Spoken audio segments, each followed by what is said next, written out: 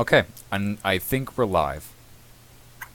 Yay. All I mean, right, are we so live or are we just being recorded? no, we're But live in the sense that we're being recorded. This is just going to be Okay. posted on YouTube later, but no, we're not live streaming anywhere. There's no way that anybody can see what we're doing right now. We're fake live. We're fake live, yeah.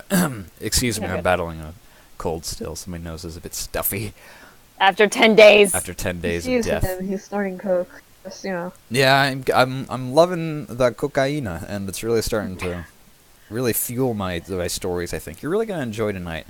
Rosemary melts like a wax statue, and behind her is I just a slurp metallic her. skeleton. I'm Oh really my. loving the direction that we're going in already. Okay, so can somebody give me a recap of what happened last time? Honestly, no. Yes, I write everything down. Okay, good. Thanks. So, Oh, I met the chief. Hmm. That's all I remember. I met so the chief. you did meet the chief. Last session, we arrived at the town of Tenby, and we talked to a bunch of people. I flirted with a local mechanic. I kind of want her number. Anyway, we when we last left off, we were at Rosemary's talking about the orb, and she was oddly drawn to it. And I guess she heard the whatever we heard the orb say, and Jacqueline also heard it, and no one has any idea what it means. Okay, that sounds pretty accurate to me. You met some NPCs. You found a ball. It talked to you. You guys might be insane. Aurelio met the chief. Okay, so it's gotten dark. It's well past 8 o'clock, moving onwards to 9. You guys watched some stores closing, saw some people outside, sweeping up, vendors packing up their things, putting aside umbrellas. We left off in Rosemary's shop. She had just closed the door and shut the blinds. And what were we talking about? Oh yes, she's flipping through some books, and you guys are sitting around this orb as if it's some kind of campfire. I'm recapping the recap just to be on the safe side. Okay. I warm my hands on it. It's like a cap. Or is there still no heat coming from There it? is no heat. It feels rather cold, actually. Okay. You lost a degree by doing that.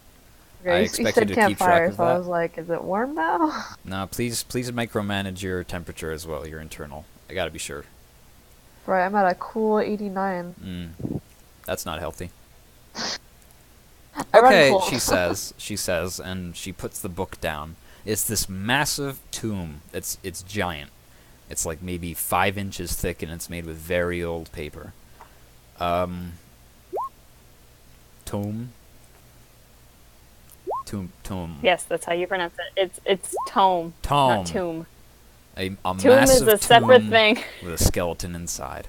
And she sets it down, and you look and see a whole bunch of tiny little like scratch marks.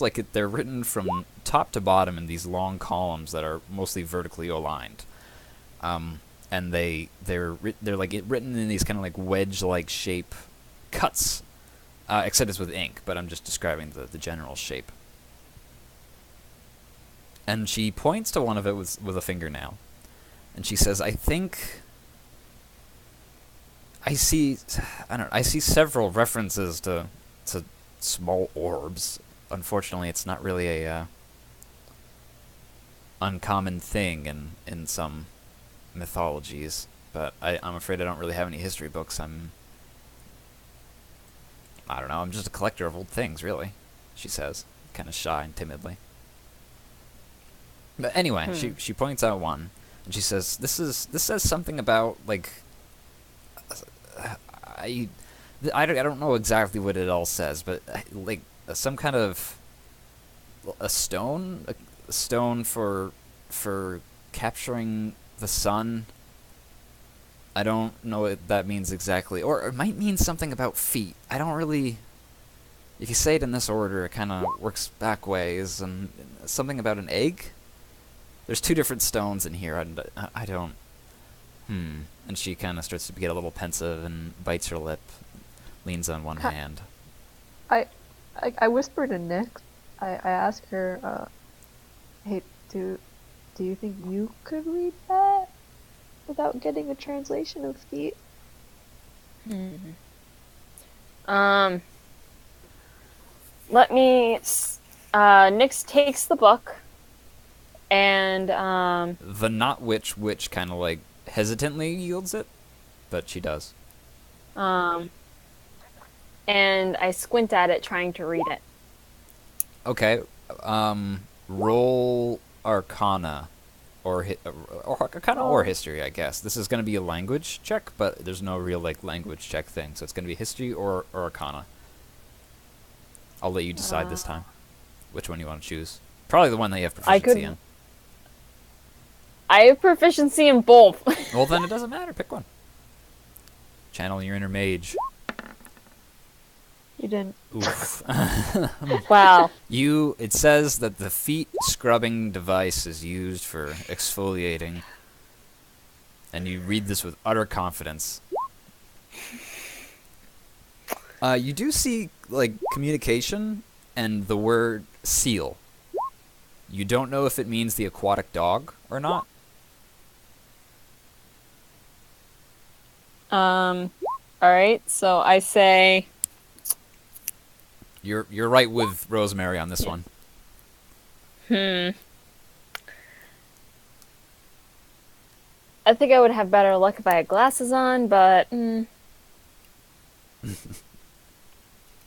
can't believe Nix reads glasses. I mean...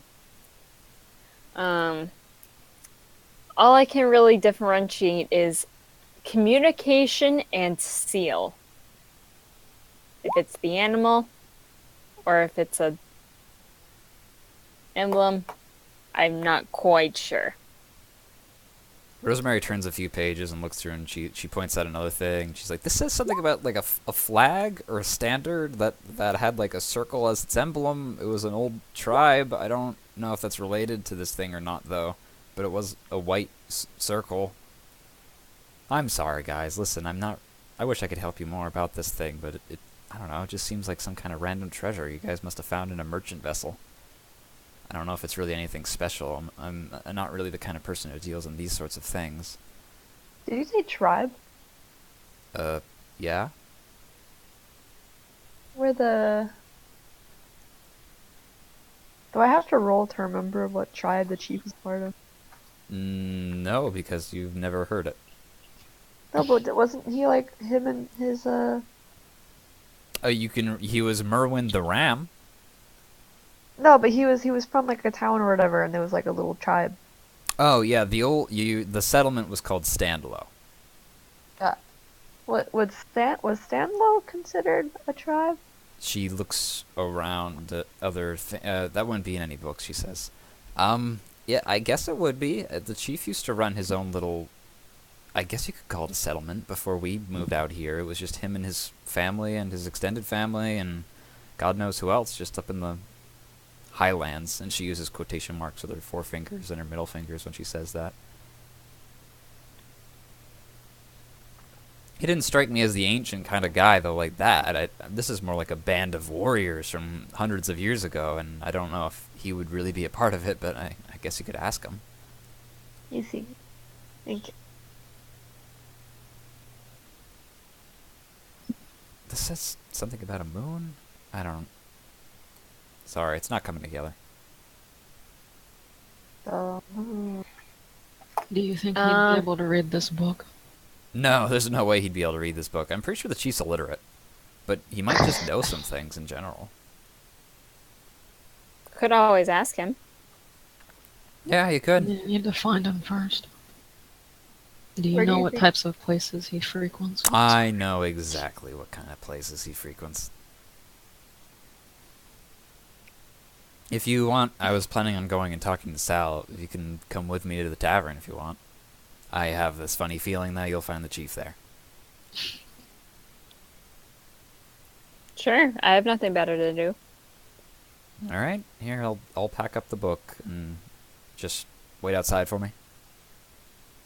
okay. Would I know what the drinking age is in Sargasso? How old are you, Aurelio? 23. You're fine. Okay. I thought you were way younger. The drinking No, age is So 30. did I. No, you're fine. The drinking, I mean, I Am don't I know. the oldest out of everybody? No. I don't know No. how old Abram is or Nix. It's, you guys can keep that to yourselves. I'm not going to ask that information, but if you felt like sharing, then I suppose that's your prerogative. Anyway, she starts packing things up. Small, like, containers, brushes, the book. She goes to take the orb. No, she doesn't. Okay. And Please she stop trying to packs steal everything up. I'm sorry, I was in the middle of eating. I was like, bitch, I don't think so.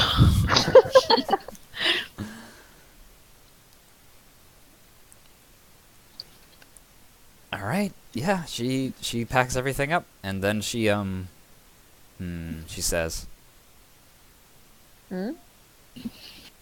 I don't know. I don't really trust things that you guys find from those scavenged old ships, and that one didn't look very modern, nice. Gave me a queasy feeling when I was looking at it down in that ravine.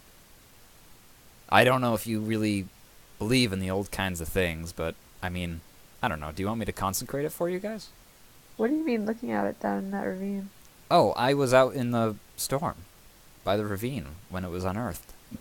It swept through the canyon and knocked down part of the cliffside, and I just saw it, the ship, gleaming in white, buried in the side. And then I ran home and told Sal about it, and he said he'd get somebody to help with his broken hand, and then he'd go check it out the next day, and here you are. And she punches you in the shoulder, Aurelio. Playfully. Okay. Can't do that. Abram puts the orb back in his bag, and he slings it over his shoulder and starts going to wait outside. Okay, but if you get ghosts, it's not my problem. You're right, it's Ghosts, not. the least of our problems. Aurelia walks out. That was incredibly ominous, young man. He's already outside. She takes her own bag and puts on her hat, and then she walks outside and down the streetways. She takes a right. Nix follows. You guys haven't been down this way before. It's a short. Nyx is calling us. Nix is following. You guys left her. Oh, you're all there. You want ghosts? This is how you get ghosts, she says. She walks down the streetwise a ways. If you guys felt like talking, you can. It takes about 5 minutes for you guys to get down to a tavern, and you see a big pink neon lights that are just lighting up the alleyways around this small. It's a short building. It's not like it's one story, but it's pretty wide and stout. And What kind stairs. of bar is it? Hmm? What kind of bar is it? It's a tavern. It Kind of tavern. specializes in food and ale, though you can certainly find your share of drinks. And you hear a lot of voices. You hear a lot of raucous, like, laughing and singing and people shouting. But none of it seems like bar fight kind of thing. It's just like people having a good time. You see some cars, like buggies, I guess you could say. There's no car bigger than, like, I don't know, a bug, and a few cycles. And you guys descend 4 steps down from the road and into a little alcove and then you open up the door and you feel a rush of air as you enter this warm, loud tavern. There's lots of tables strewn about and some pillars that have things posted on them. Candlelight kind of is the primary form of light you're getting from all these different tables, and there's dozens of people sitting here in all different shapes and colors and varieties, and you've never seen this many people in one place since you've entered Tenbei. Lots of music is being played, and you look on the far side of the tavern. It's one big room for the most part, though it's rather short, and it has a live audience for a live band. And there's 3 guys, 1 girl. She's singing. There's some drums. There's a guitar, something jazzy. They're all having a good time. Some people are laughing and singing in the corner. There's a piano also, but it's being played on the opposite corner, and it's not playing the same song, and it's wildly out of key. But the person playing it seems to be having a grand time. And Rosemary just kind of looks around for a second, looking for someone. She stretches her neck, and she says, "Does anybody see Sal?" If you guys want a sister, you can roll a perception check. Rolling perception. A second. What's a perception? Hold on. Wisdom, damn it. I'm not gonna be any help. I don't even know if I should. That's You got Nick. this. Nick's like, there's a whirring sound, and her eye like twists in its socket, and the iris like shrinks down to this tiny black speck, and she like zooms in on this one man with the bed ruffled hair, sitting at the bar on the far side of the like the sit at bar, and his feet are up, and he's got a thing of ale, and you point like death has found his mark. And she Right goes, there. okay, thank you. That was weird. And then she walks over to Salvador, and it's up to you guys to choose where you want to go from here. I vote to find the chief. All right, Aurelio, you separate from the group, and you start moving through the crowd like a shark through water, searching for the chief. I look at Abram. So, He looks awkwardly ahead. He hasn't really seemed to look around yet. But when she says so, he kind of twitches and looks down at her. want a drink? I suppose. All right, and she slowly makes her way over to the counter. He sticks very close. Do you guys go nearby Rosemary and Salvador? There's space besides them if you choose, but you can also make your own space farther away if you wanted to. Yeah, sure, why not? Okay, you guys sit down nearby Rosemary and Salvador in the seats besides. And the bartender comes over, and he's tall, got dark black hair, pretty pale complexion, pretty well toned in terms of musculature, and he's got a white apron on, and he's cleaning a glass. What do you need? Whatever the special on the house is. Like for food or drink? Drink, I guess. He points to Abram, and he's like, 2 or just one, just for you? 2. Yeah, 2. Okay. And then he leaves, and he goes to the wall behind him, which is full of all these various glass and steel bottles. He mixes up something strange. But he pours it out, and it's blue, and he slides over 2 small glasses that are shaped in, like, half orbs, with some ice. It smells fruity, little pink umbrellas in it. It matches Abram's hair. Nyx takes her glass and kind of raises it in like a cheers. And Abram mimics the motion. And sip time. The sippy. that'll be $2.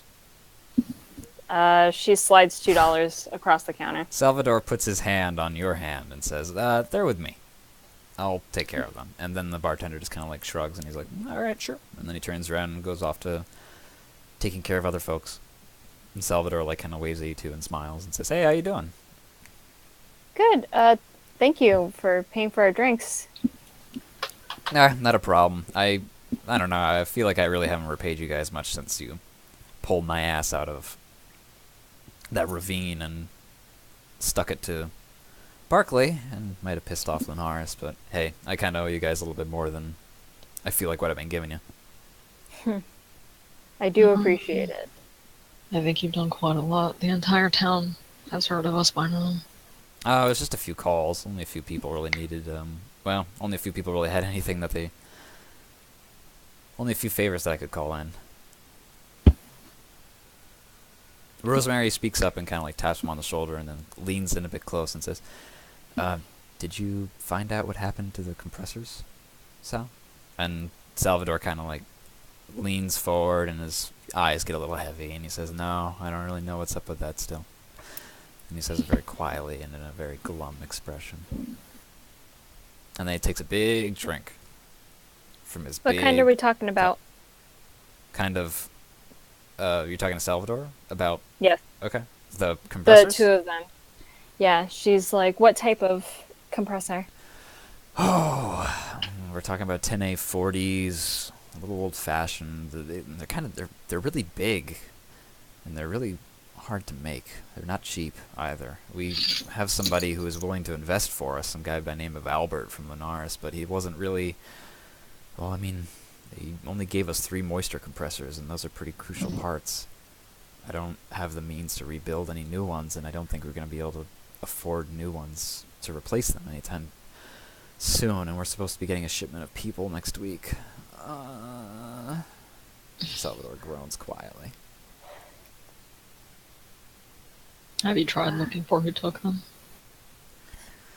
Well, I just got back today. I didn't really... No, I didn't. We don't even really have a sheriff here. I'm just kind of operating by the seat of my pants.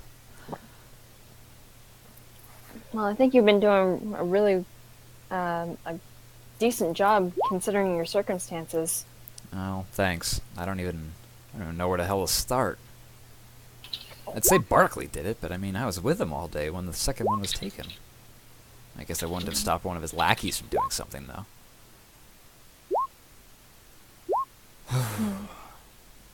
From far back, you hear more singing, people dancing, and you also hear a bunch of people, like, cheer, like, hey! And then they quiet back down again. Can I look towards that nonsense? Sure. You turn around and you see Aurelio and the chief. Oh. And Abram says, oh. he seems to be having a good time, Salvador Aurelio's says. doing a keg stand. Oh my god. Aurelio might be drinking with the chief. We're not quite sure. We're not quite sure. Nyx doesn't even turn around. Is it the kid? Abram turns back around and sips his drink. Rosemary smiles softly. I'll take that as a yes. I didn't see What were we here to do again? It's a rhetorical question. He gets Oh. up. Oh. Yeah, he's intending to go over to Aurelio, but... And we switch turns to Aurelio. I was gonna say, Aurelio, wait. you're cutting through the crowd like a shark. And then I'm you bump nose first into the brick house. Yes. Thick. Thick. I immediately drop to one knee. Just kidding. I look up and I go, "Hey, Chief." Oh, there you are, kid. This Good. you almost missed the best part of the night. The part where I show up all the people who think they can handle their liquor more than Merwin the Ram. And he beats his chest when he does it. And how much have you drunk already? He points to the table and he's got like 3 mugs of ale that are just like tipped over on their side. Who was the last guy to go with you? He points to the other side of the table and there's this large, meaty man who's like face first. He points to the graveyard outside. Nah, just this man passed out directly in front of him. And Merwin reaches over and he slides a couple dollars out from underneath the man's palm, and then he sticks it into like a pocket in his robe by his breast. A And then betting game, is it? Oh yes. And he raises his hands and everybody, ah! And then quiets back down again. This isn't like the majority entertainment in the bar. There's other people doing other things, but there are people who are interested in indulging this old man in his conquests. His conquests. Bitches on both sides. I see. So, you're pretty famous around here for being the top liquor gun. Of course. Well, nothing better to do, really, but the people who do have fun, and I do too, And he's looking like a little like wobbly here and there, and he puts his big meaty arm around your shoulders, and it has a weight to it, and he just kind of like leans a little bit on you, and your spine snaps in half, killing you instantly. No. I kind of look up at him and go, you know, I might want to, be a betting man. His eyes open wide, and he looks down at you, and he says, kid, you don't want to be biting off more than you could chew. I don't want you to get hurt. I mean, I think I'm pretty hungry right now, sir. And everybody like kind of like laughs and has a good smile about it. And he slaps you on the back again, and you stumble forward a little bit. I fly out the window. And then he says, "Okay, I'll go easy on you, but what are you willing to wager, kid? I don't wanna bleed you dry." Aurelio takes out his last 3 yellows. And he puts that down on the table. The crowd is silent for a second, and they just kind of like look at it. There's like, I don't know, 6 people, 7 people. And then the chief like leans down, and he picks up one of the yellows in his big meaty fingers, and they're like, they fit perfectly, and he lifts them up, and then he like puts it under his nose. Ooh, they're ripe. Not believe. Ooh. I don't have any fruit on myself to offer, though, in return. Instead, he has scurvy. Oh, well, I could give you these $2 I just won from this young man right here. Works for me, sir. Maybe some information would be nice as well. He raises an eyebrow. Oh, just maybe a little something we can talk about later. He shrugs. Well, if that's what you like, then let's go at it. And then he sits down at the table, and he like slaps it twice, and then a few people come over, and they drop another 3 things of ale on the table. And it is at this point that I go to retrieve my dice, because they're not on my desk.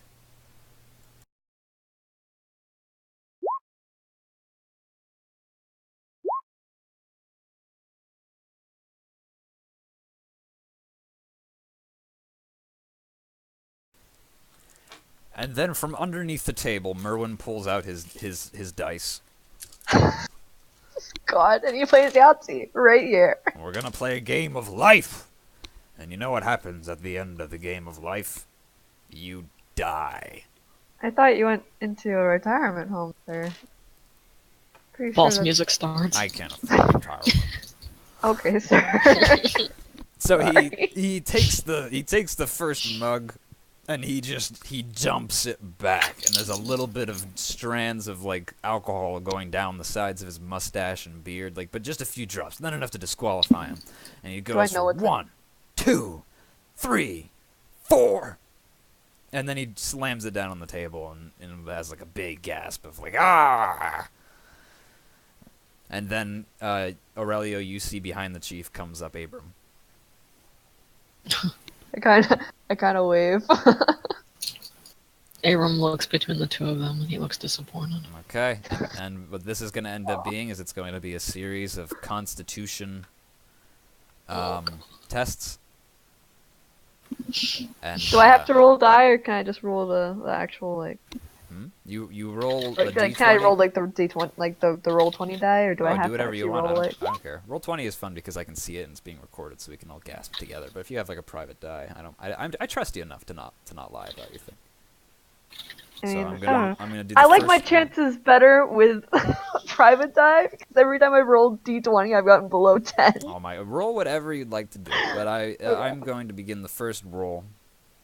I swear to God, I won't lie. All right. That Lay it would be on fun. me. You dump back that mug of ale. I need to find a d20. Just use roll 20. No, I want to use my pink cold No, you die. fool. Oh, fine. That's why. So I bought it for like $20, and I really need to use Oh it. my, that's fair. God, I know this pain. I have 3 sets of dice. I understand. Thank you. Okay, $20. Here we go. Well, do it. First of all, can you describe the ale to me? It is yellowy, and you smell it, and it's like this kind of like corn, sweet, Ew. like smell. Oh, No, like okay. cornbred. It's like, kind of like it's got a healthy What is it? flavor to it. No. Okay, that didn't work. It smells Roll very off. sweet, but not like it's not like a sweety kind of like syrupy cocktail sort of thing. It's just kind of like a cornbread. How it's like a half sweet, half vegetable thing. Okay. Weird. It doesn't smell too I got a 12. alcoholic. Is that? You got a 12? Am I alive? Are you alive? I mean, yeah, you're fine. Okay. And this is basically going to come down to like It's gonna be. It's basically if you can. I don't want to explain the game mechanics of this too much, but like, you're fine. You're fine. You dump it back, and you put it down on the table, and you give your own gasp and wipe your lips, and the chief like nods his head, and he's like, nice. I give a little thumbs up. Yeah. And then he slides the mug forward into the center of the table and let's go. And he does it in kind of like this daring sort of move, this power play. And then he takes the second mug and he dumps it back. And it takes him a little longer this time. And he kind of like sways a little bit to the left as he does it. But then he erects himself and then puts the mug back down on the table and then gives another hearty gasp. His and now penis is just. His penis is rock It hard. punches through the bottom of the table. It pierces your skull, killing you instantly. If I get a 1, I die, right? Yeah, that's basically how it works. Okay, I got a 10. You're not doing amazing with these I'm fancy dice. really not. I'm really not. You're right. You dump your second one back as well, and you feel it in like the back of your skull. you feel this tingling sensation, and like it doesn't really, you don't feel that great at first, but then like it passes, but then it hits your belly and your belly feels like super warm, and then you get like a little like whoa dizzy. The room like spins like for a second or two, and then I am drunk. oh, you're fine for now, but you put the mug down and it like you see double for like a half a second, and you're not quite sure what the alcohol content is of this beverage, but it's What not the alcohol inconsequential. content of Aurelio is now. It's now a significant margin. And then both you and the chief reach for your third mugs. Okay. And now, Nix, what do you would like to do with your turn? Nyx is just looking over. She will never understand these things. Rosemary leans forward over the bar. She's not sitting down. She's standing up next to Salvador, and she says, it looks like they're having fun. I don't think I've seen the chief this excited or happy about something silly like this in a while. It's nice, but it's they're gonna definitely be feeling it tomorrow morning. Oh, yeah. The chief talks a big game, but I don't think I've seen him for, like, a week after he goes on these fun little escapades of his. A week? He's old. Salvador smiles a little bit too, but he's still a little like occupied by something. Well, And now we move back to our heroes, unless you're not done talking yet, are you, Nix? I was just gonna say, well, I'm not gonna be participating in one of those games anytime soon. And then she takes a sip of her blue beverage. All right. And now we move back to our heroes, and Aurelio and the Chief Merwin the Ram are staring each other down from the opposite sides of this table in the center of the room. I had gotten to 15. Random firelight paints over the area. You feel the heat on your brow, and Do I kiss him? do you kiss him? I don't know. Does he kiss me? Does he kiss you? He does not kiss you. He reaches Okay. for his mug, and he pulls it up to his mouth, and he looks at you expectantly, like waiting for you to do the same. I do. You both Oh, I you do. both drink We together. actually wait. Can we like that thing that they do where they like cheers or they wrap their arms Yes, across each he other? wraps Can his we do his that? elbow around yours, and like yours barely fits between his forearm and his bicep, Yes. and you have to like get off your seat a little bit to like be tall enough. Yes. But you do it, and you both like smash back your mugs. 1, 2, 3. You're still going. Yes. You're still going. I'm alive. What'd you roll? I rolled 15. You put down the mugs. And Am I then dead? and then the chief slowly starts to fall forward, and then he like rests his head in his forearm and bicep, while you Oh my god. remain erect in your seat. Your penis penetrates the table. Yes. You have beaten Merwin the Ram in a drinking contest. You had to surmount him once out of 3 times on this Constitution roll, and you finally did it at the end. You finally beat him in a Constitution saving I throw. got higher constitution than him at the end. Really. Oh my god. You succeeded on the last one. However, Your head is like Oh, Yeah. it's like a I'm tiny dead. ram is inside of it trying to beat its way out. That ram is cheap. The And I ram love is him. Chief. He's in you. He's part of you now, and he's trying to rip apart your skull. You stand up in I like let his him. arms. Everyone's like, yeah, cheering around you, and they raise up your hands, and then like your legs just like fall out from under you, and you're just being supported by these two people that are holding you up. And then they just kind of like drop you into your seat again. I put my hand on the chief's shoulder and I give him a big old pat. That's good. He doesn't move, but he just kind of like wiggles a little bit in kind of like acknowledgement that he's not dead. He gives a happy wiggle. A I'm happy proud. wiggle. His like he's got like those forward-facing like ram's horns like mustache like handlebar things that are just like giant, and they're like pointing up because he's like face first in the table, and they're like pointing up now like ears. Nice. And now we're back to Abram and Dix. And you're watching this cacophony of people ceremoniously congratulating this young child who's beaten Merwin the Ram, a task that is well known to be a difficult feat. Yeah. The guy who's playing the guitar up in the back like had been looking this whole time, and he like stops playing for a second to raise his own glass, and then back down, and then he continues playing the melody again.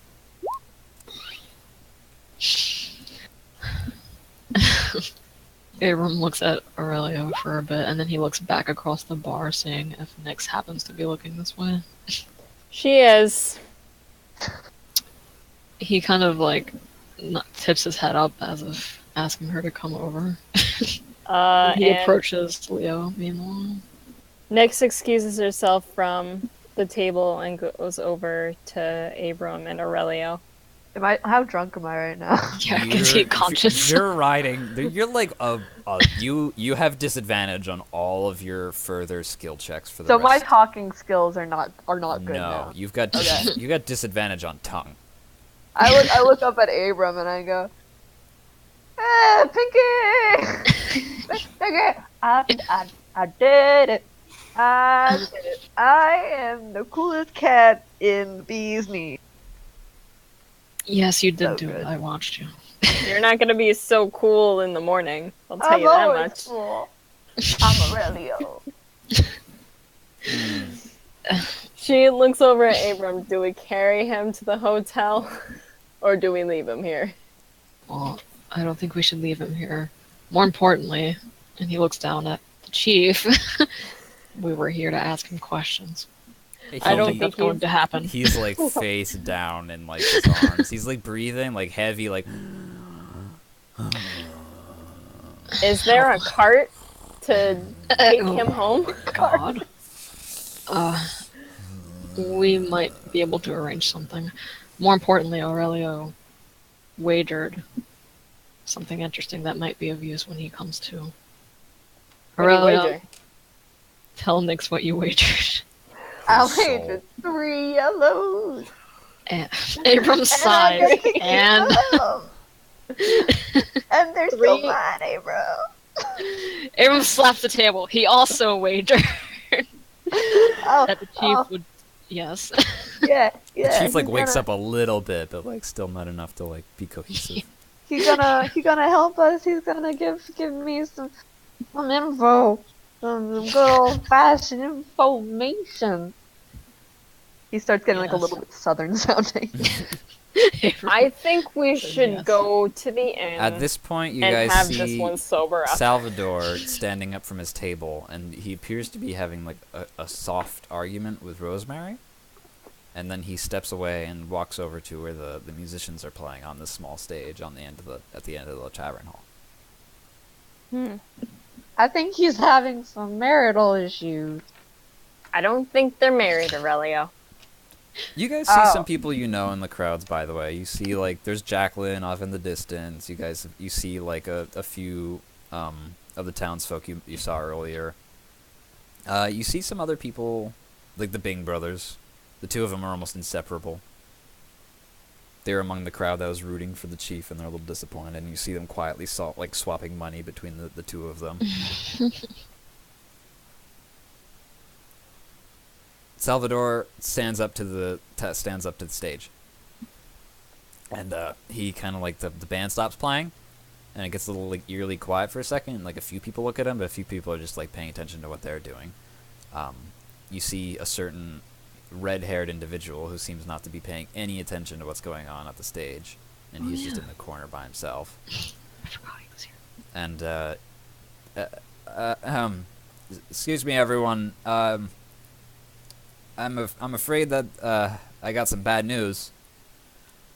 You see, we recently had some issues with the technical problems with the moisture compressors. And Salvador scratches the back of his head. And I'm afraid that we're gonna have to be beginning water rations starting tomorrow. We're gonna do our best to get the problem solved as quickly as we can, but for now I'm gonna be calling off any new immigration from New Pavo, and we're gonna have to be beginning water rations. But for tonight, everybody enjoy your drinks and have a good time, and hopefully we'll have all this solved soon. In the meantime, I'll be distributing a memo tomorrow saying allotting water rations to the people. Everyone have a good time, and then he steps down again, and a few people are murmuring and whispering, and you hear a few people cursing under their breath, and then he walks back over to Rosemary, who looks very disappointed. Abram narrows his eyes. It's hard to believe a town like this is having thief problems that jeopardize the entire populace. I wouldn't doubt it. Some scavengers can be very selfish. Do we notice Barkley? Yeah, I mean, you've seen a red-haired man, and you, with your passive perception being what it is, you see Barkley, and he's at the far side of the tavern, enjoying a drink of his own, it appears. And he tried his best not to pay attention, but he doesn't seem to be doing anything, so you have a feeling that it's not just some kind of like, oh, I missed it, what? He's with a few other people. Well, when Nix mentions scavengers, he does glance over that way. You gonna do anything about it? Not yet. I don't want to just like run off from the party. Yeah. I mean, okay. Abram Yeah, you hear one guy like, unbelievable. I can't fucking believe it. We're still having. You see, like, you hear a lot of murmurs that are just like all the while, just like, I can't believe this. Unrest. Come on. Well, I know for a fact that 10A40s are very hard to make and very large, so they couldn't have gone far if it was recent. Aurelio says maybe a little bit too loudly. Oh, You know, God. louder than normal. Well, then they must still be in this town. See, one person is like, yeah, maybe that kid's right. Oh my God. It's gotta be a. It's gotta Abram be kind a- of puts an arm around Aurelio and like Somebody pushes inside him the tunnel. further down against the chair. You hear a lot of quiet murmuring. He leans closer and he's like, "Listen, you're gonna have to keep it down a little bit. We don't want a riot breaking out. I thought I was quiet.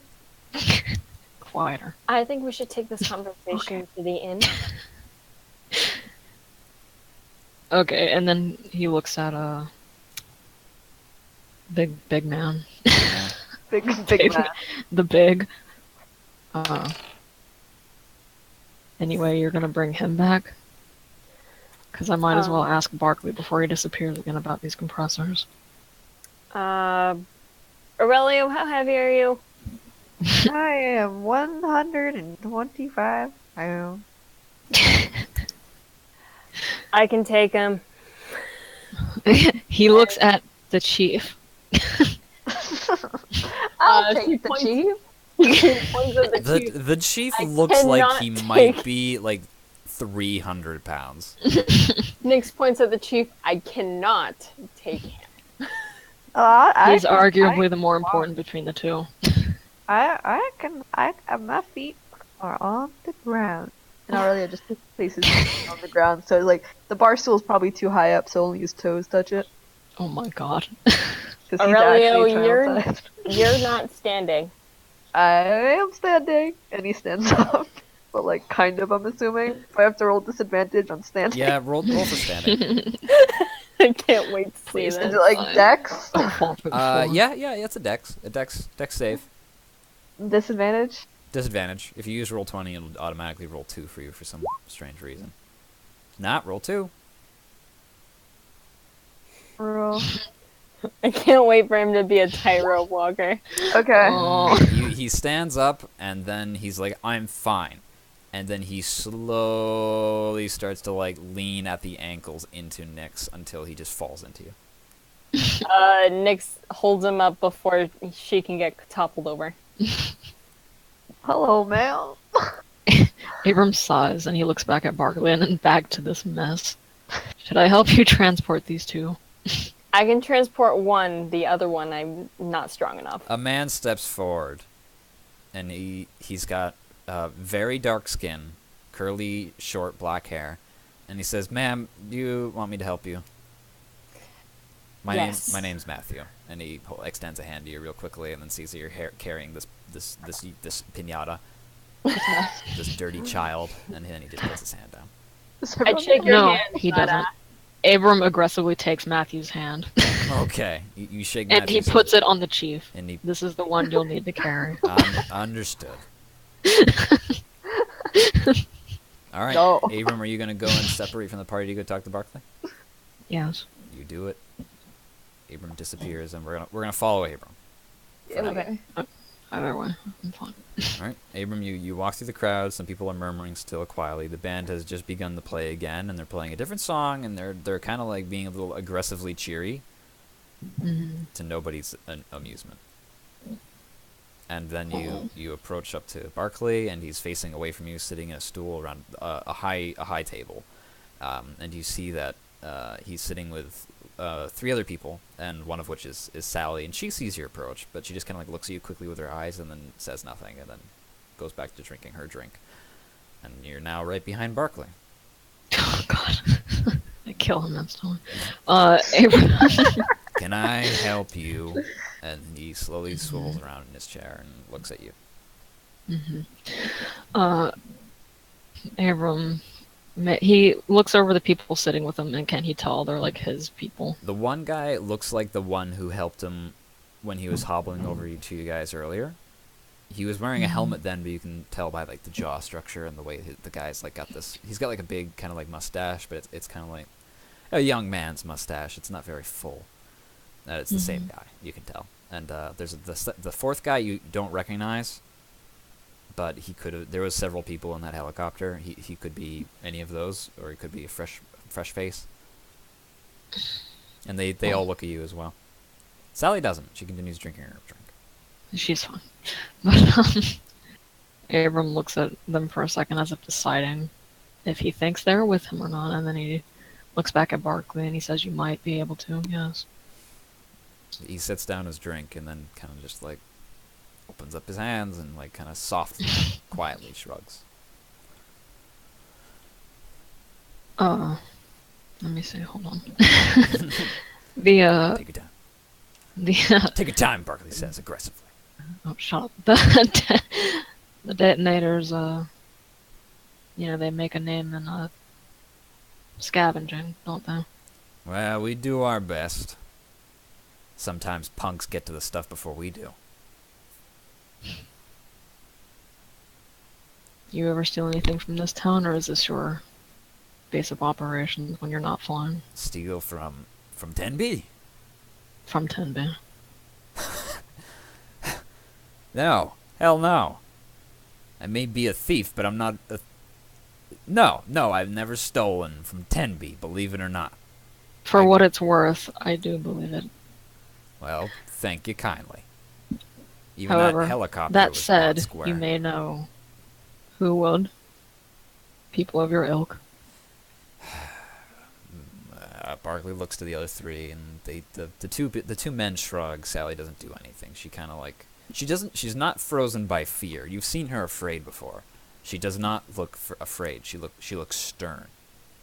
And then he looks. Can back I at you. notice this? Oh yeah, I'm telling you. I only tell you stuff that you can feasibly notice. Okay, well he doesn't say anything, but he looks at her before looking back to Barkley. Indeed. And he says, I don't think I do.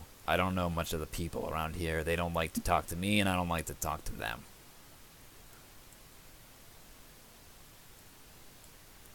Salvador brought a bunch of strangers here, and you know what? I don't really like much of them at all. You were here before the rest of the people? Damn right I was here before the rest of the people. Not that anybody would know it. I was locked up in one of the penal mining colonies before anybody told me what was going on. By the time I got out, Salvador had moved in.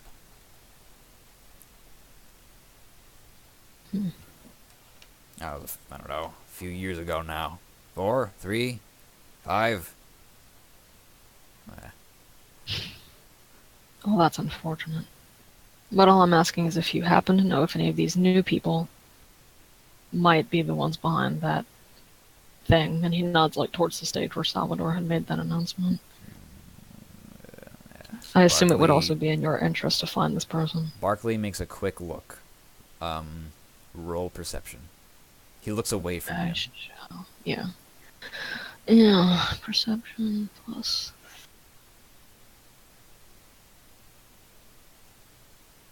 Oh my god. Okay, it like broke for a second. Okay. 20 plus 3? 23.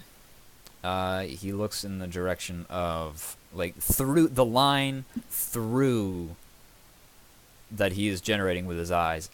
Goes past Nick's struggling with the chief and towards Rosemary in the far back with Salvador. You rolled a natural 20. You can tell all of this. So he's looking at Rosemary?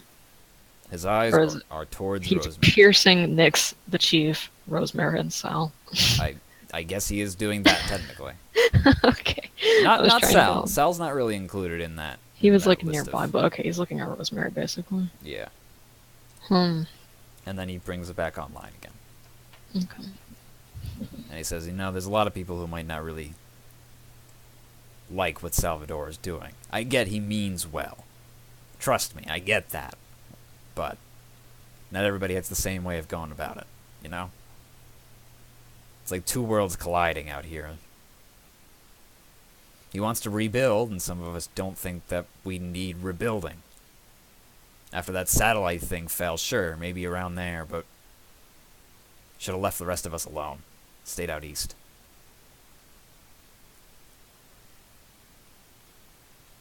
He's just one man, you can't stop him. He's a lot more than one man. What am I gonna do? Kill him? Bring him out back? No. Smart. He represents something, unfortunately. Progress. Yeah. Ideals that can't be killed. I'm not stupid enough to try. I've accepted it, but other people haven't. I mean, hey, he's got good medicine and good drink. Can't fault him for bringing that out here. And he takes a long sip of his cool blue drink. He appears to have gotten the same special that you did. Oh, we have so much in common. Abram listens to him quietly for a bit. Right. He looks over at Sally. Is she still staring at the table? No, she's looking at you. Well, he looks back at her. Okay.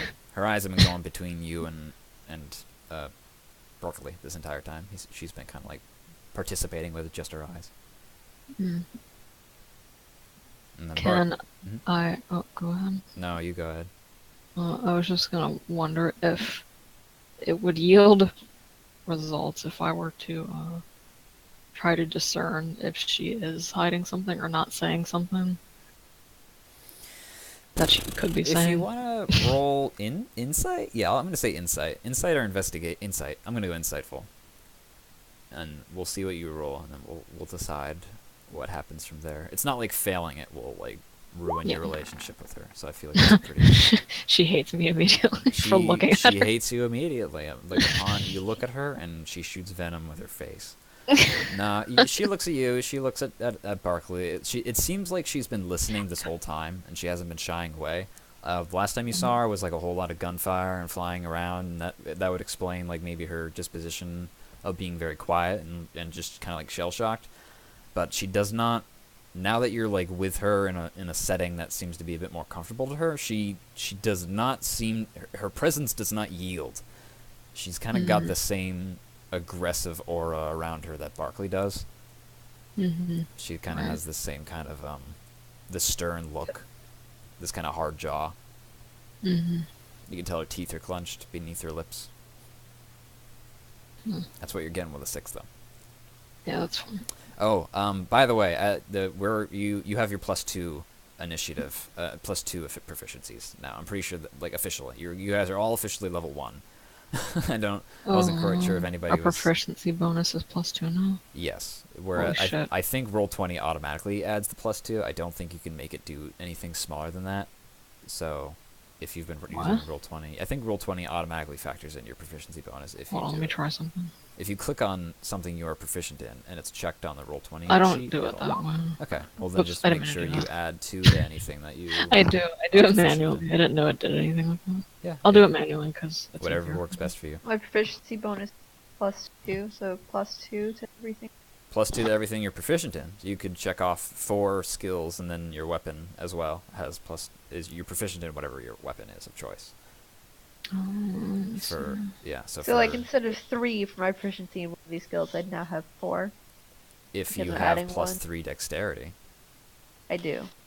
or I have +2 +3 dexterity, +2 for your dexterity bonus, yes, and then +2 on top of that for your proficiency bonus. I'm assuming you're proficient in your various demolition tools that you've decided to be to specialize with. He's- So, and like also when you're doing your security tools proficiency, you can add your +2 to that as well. It's just basic normal D. We're playing normal D&D now, whereas before I was doing homebrew. Let's start very simple and work our way to the top. My intelligence save is now a 0. You're proficient in intelligence saves? Yeah, That's how that works? but I Cool. have -2 intelligence. I'm so sorry, Aurelia. So now I just have like no modifier. Congratulations. Okay, but Abram, we're still in this setting. Yeah, if you want to yeah. continue. Don't worry, it's almost over. I don't want to take too long for people. Oh, but, don't worry about it. I'm timing. I'm keeping track of things. Okay, well still,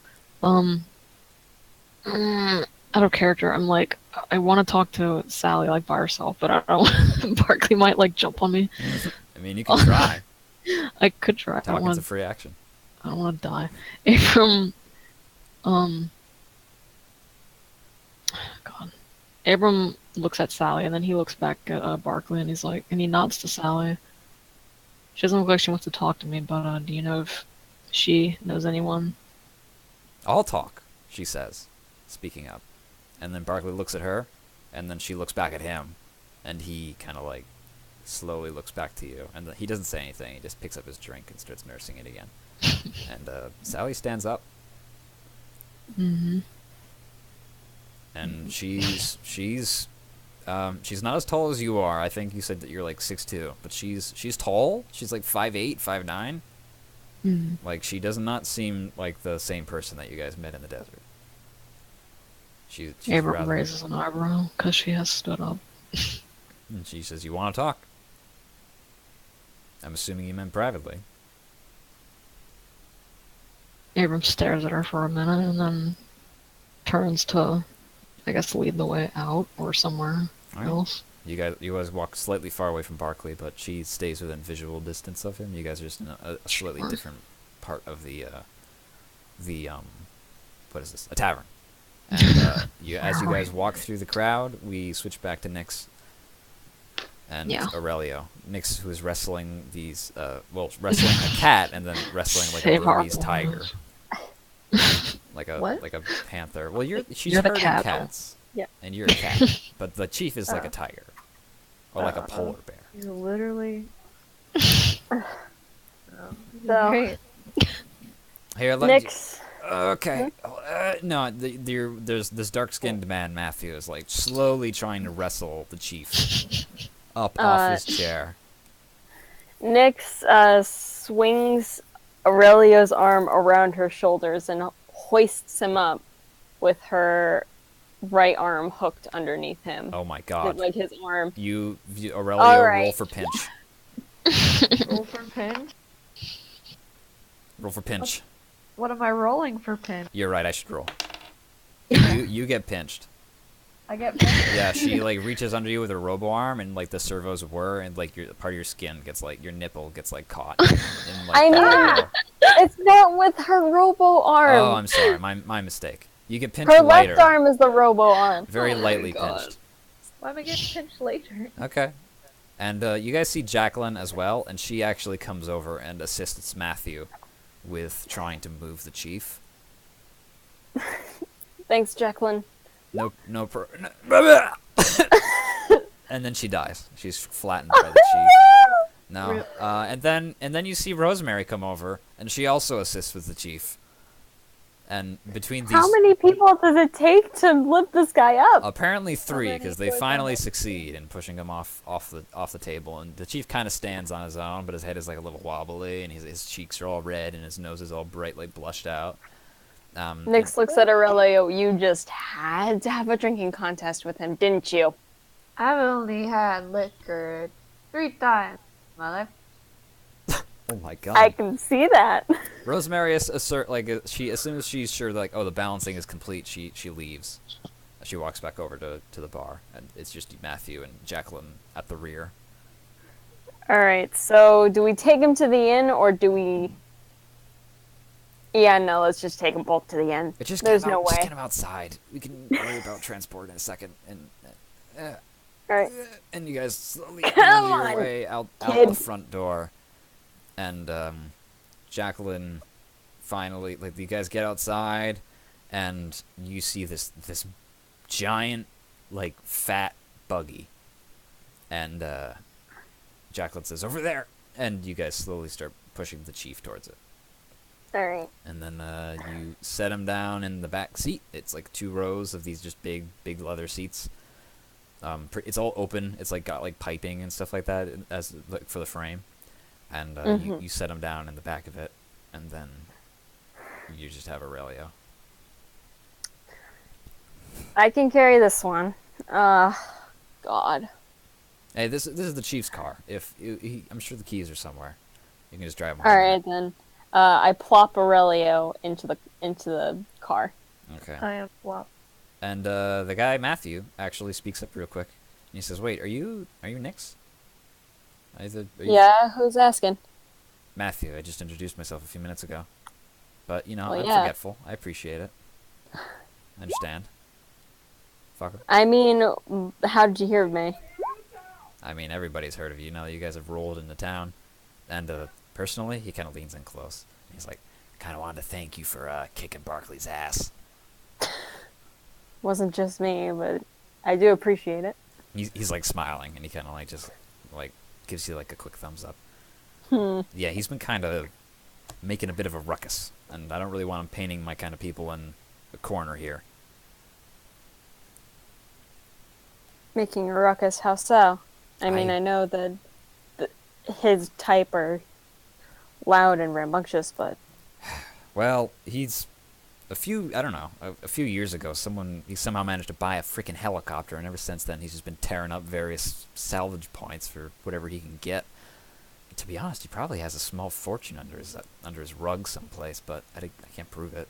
But anyway, I don't know. He's not a good sport, and that kind of sucks because I don't know. Okay, well, a few years ago, they used to be these kind of like jail mining colonies, and they released a lot of people from them after reviewing some cases, and thank the stars for that. And he makes like this quick like cross gesture like just over his face and forehead.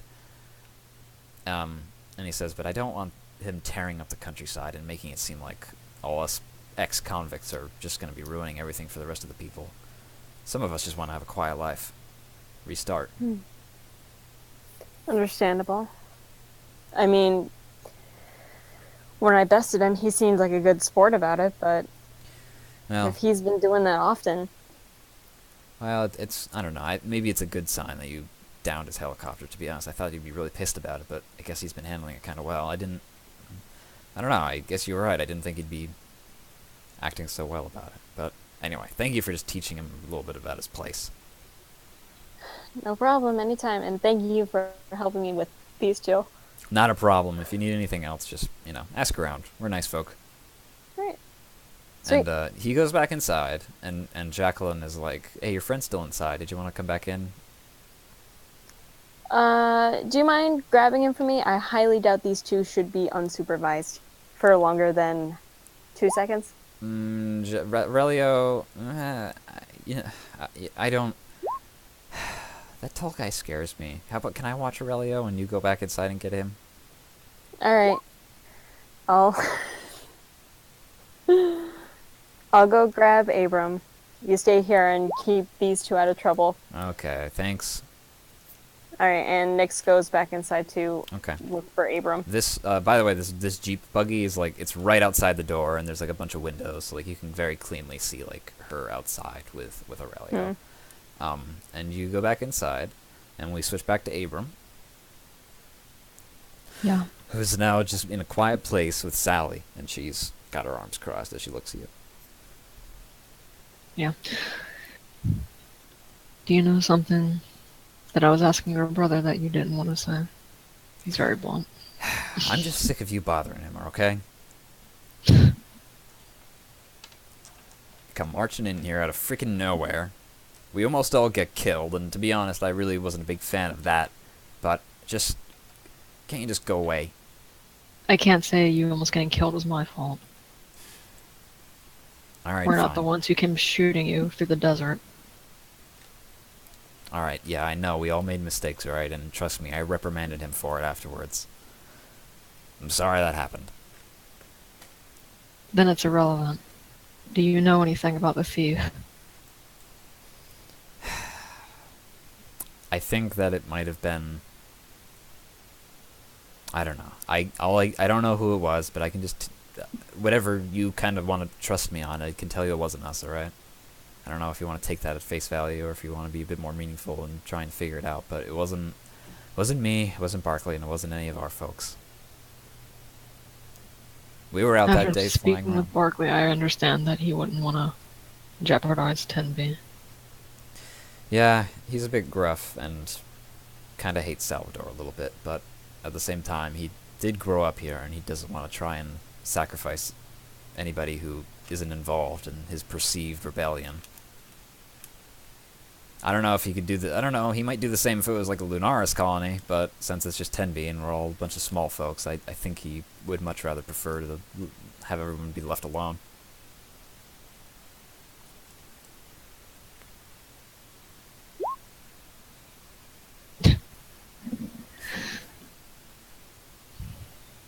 So you really have no idea who it could be? Who would want to jeopardize 10B?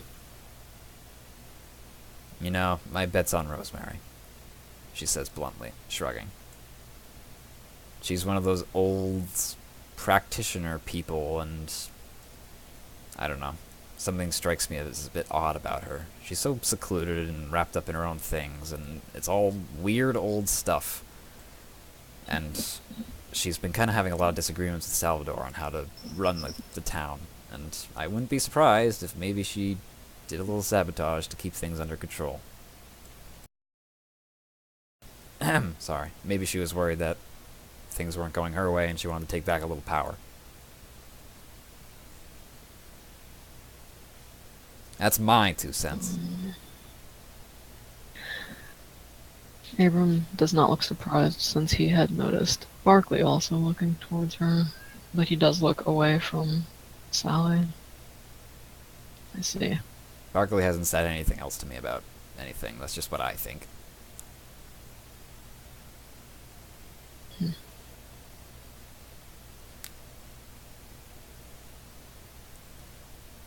Well then, thank you for your thoughts. I'll try to keep your brother under control. I'll do my best. And you see Mix come back into the building, and she sees you and starts making her way towards you. And then you see a flash of motion in the crowd, and a glass soars towards Salvador and clocks him in the side of the head, shattering. Oh my god. And Good lord. it goes right Can I past. see? Can I see? God, where did it come from? It was from the crowd. You didn't really see who it was. You just saw the general direction, and there's like a few dozen people in that general direction. and you hear like a couple voices saying like, "This is your damn fault. We trusted you, asshole." And there's like 2 different voices in the background. And Salvador's like clutching the side of his head, and like there's quite a bit of blood. And Rosemary is like descends upon him like a hawk. Eats him alive. Eats him alive. Can I can I look menacingly in the direction of the glass? Yeah. Roll intimidation. Yeah. Let me find my sheet. Here it is. And roll perception too, if you are really determined on figuring out exactly who it was. You didn't recognize the voice, but that doesn't mean you won't be able to pinpoint it. Right. Well, I'm gonna be intimidating first, I guess. I understand. See if that Priorities. See if that matters. Got him. You can't really My hair is see very it. startled. You know what? If you can roll a high enough perception to tell exactly who it was, I'll let you re-roll the intimidation and basically have advantage. But like, since you don't really know who the hell it was, you just kind of look over and you can't quite discern what's going on. You look menacing, but like nobody seems to be looking towards your direction. Okay, yeah, you see this short young guy, and he's got dark black hair cut in like a very short crew cut, and he's got like a red scarf tied tightly around his neck, or like a handkerchief, and like a green jacket. Oh, it'll be around his neck in a second. Denim. Yeah, it's like a long scarf, a big handkerchief, whatever you want to call it. And he is the only person at this table without a drink now, even though there's like spots of liquor like on his table. And there's like a few people around him that like are also looking towards Salvador, but they're like kind of like averting their eyes a little bit as to not draw too much attention. But you absolutely see them, and they're just sitting there, sitting pretty. Okay, well, I'm not actually gonna do anything. I just won't look scary, so it doesn't matter, I guess. Well, I told you can re-roll intimidation if you wanted to. Well, let me see if I look scary.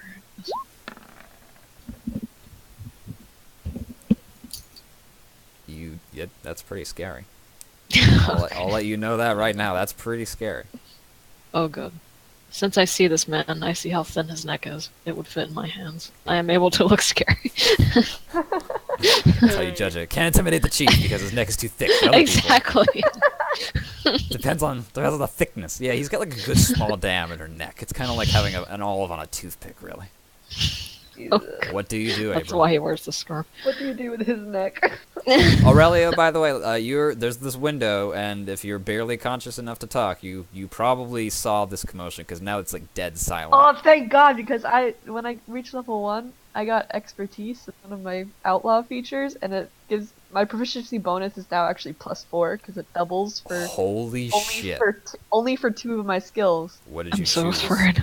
Sleight of hand and deception. Oh, But I've lost the game. I lost the campaign. The DM. But let me see. Yeah, you saw Nyx go back in. If you wanted to have any kind of reaction, that's fine. But I'm going to stick with what Abram's doing right now, unless you're like your reaction is going to be I try to stop Abram. We're gonna continue with Abram. So think about what you want to do in the meantime. Abram, continue. For what it was worth, I was gonna jump on the guy. I was gonna talk to Nyx first. Oh. But yes, he can stop me if he wants to. If I want to stop him, I can.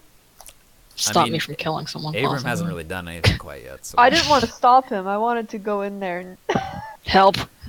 and I wanted to go in there and do a do to this guy as a drunk Aurelio. Just I wanna scare him, intimidate, deception. Oh, God. you can do that, but Abram first. Yeah.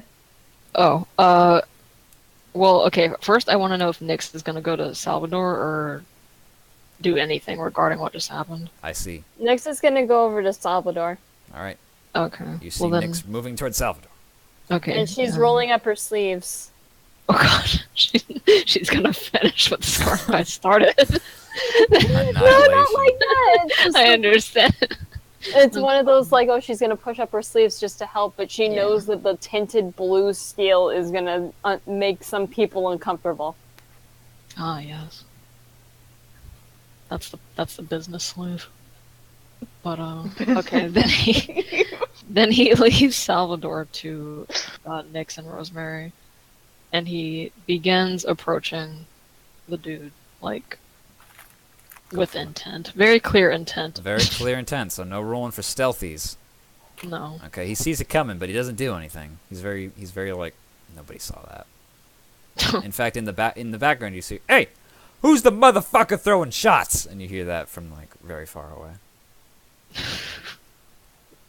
And I guess Aurelio, if you had some kind Yeah, of I know. reaction. I didn't want Aurelio to. All right, we pop in. I have a tussle. reaction. Aurelio, you like Says Aurelio drunkenly from the car. Oh my god. Jacqueline tries to suppress you. You're gonna have to roll strength to escape her. No, I don't. I deceive her. I persuade her. I roll persuasion first. Sure, you gotta roll some way to get away from her. It won't be hard, but like Nyx told her to keep you. Oof. It's a 6. And I'm very persuasive. You know what? RP me. Alright, I go, "Hey, I don't know who you are, but I know you're a good person." And I'm slurring a bit, but I'm not gonna, slur. But it's Salvador, he's a good man. He doesn't deserve this kind of treatment, and I need to go in there, and I need to tell them, this guy is the best guy. And they need to know that's not allowed. That's not allowed here. That's not allowed anywhere. You don't disrespect your elders. Salvador is not that old, but you know what, Jacqueline, you got her, because she likes Salvador a lot, and so she's like, "Fuck. All right, fine, come back with me," and she picks you up, and you both walk back into the bar. Yeah. But if you fucking make a ruckus, I swear to God, I'm gonna slap your ass so hard. I'm not like that. Don't. Anyway. Oh Don't my do it. god! Anyways. If you make a ruckus, and then we come over and we see Abram barreling towards this man at the table. Aurelio makes me emotional. Oh my god. Come I on, was keep it going, keep it suffocating. going. I love it. Okay. Yeah, if you'll allow me, I don't know if I have to roll for this. He does, like, just kind of like. Oh He shit! doesn't smash the table out of the way, but he kind of moves the table out of the way Okay. to get to this dude. Oh and my grabs g- him by the collar. You grab him by the collar. Okay, this is gonna be a contest of some kind. Strength. I don't know. Yeah, it's gonna Perhaps. be a strength contest. Okay. So just roll a d20 and add your strength modifier, which I think you're the only person in the party who has like a superior Yeah. rolling. Yeah, you beat him. He like kind of like tries to pull back in his chair, and he like tries to it's like just a stool, and he tries to like work his way backwards off of it, and you just reach out way too quickly, and you just like snatch him by the collar and yank him back towards you, and he has like this wild-eyed look in his like you just caught like a kid grabbing a cookie from the cookie jar or something, and his mouth is like a little agape, and he's got this like wide set like gap in his teeth. And he's got short black hair, and he's got some coarse like facial. But you got him. You beat his athletic do. score Oh. by a rather significant margin. I do. I have him. You do. have this man, He is mine now. and he's This is my he's pet. rather intimidated by you. Oh, that's good. He's like, Okay, "Fuck! I didn't but- think anybody saw me." And like, there's the two other people at the table that were with him that like they kind of like lean forward. The one guy like stands up, but he doesn't like do anything because like you're too intimidating. He had to stand up because I fucking jostled the table out of the way. Drinks fall over, You're, like, stools are flying. 6'2". I grabbed this man. Mm. Was that you? He just kind of looks around real quick, and he quickly like nods, like up and down like once, and like Oh, you're nobody's honest. looking just yet, but like a few people have just turned around, like That's good. like a wave of people, like this ripple effect. Right. Only like the first people at this immediate table have seen right now. So I guess if you make an action very quickly, no one will exactly see what you do, you monster. But the longer you go, the more people will notice. Oh, don't worry. Abram, he looks proud that this guy told the truth. And he uses his leverage with the dude's collar, and he smushes him back down into the stool. Oof. And he drags up one of the other ones that the people were sitting in before and sits next to him. And you're still holding him, huh? Yeah, I'm still holding him, but Oh. we're sitting. We're civil. Oh yes, you're civil. He cannot escape. This is still the same turn. He cannot recontest, and he's like kind of like he's now like smushed like an accordion, hunched over as you like pull down on his collar, like those like the blinds in front of those windows that you just like pull Oh down. my god. You could let go, and his like lips would like rattle. Okay. Well, I don't let go because he has to stay right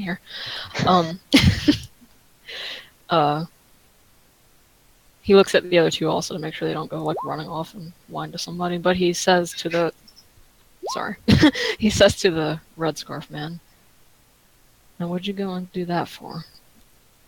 He just bites it. I don't know. And then he just kind of like he looks up at the sky like, why did I say that? Like that doesn't. Abram stares at him. I see. I assume you don't take kindly to Salvador's methods. He looks over at his friends real quick. Like his head starts to turn towards the other two men at the table, who are also young and of similar like look. They also have green jackets. They're not matching. They just happen to be green. And he looks over at them, trying to get some kind of like reassurance from his friends. Do you do anything about this? I shake him. I like kind of jerk on his collar to make him look back at me. You do, Abram. and his eyes immediately come back on. He's got these like bright green eyes. Were you trying to kill him? No, just trying to. Do you think killing people who have different ideas about what should happen is a good idea? Innocent people just trying to do things that help you? I don't know. We trusted them, and now we're not getting any water. And I just got a little upset about it. And who are you? He narrows his eyes. That doesn't matter. Who are you? Mike. From State Farm.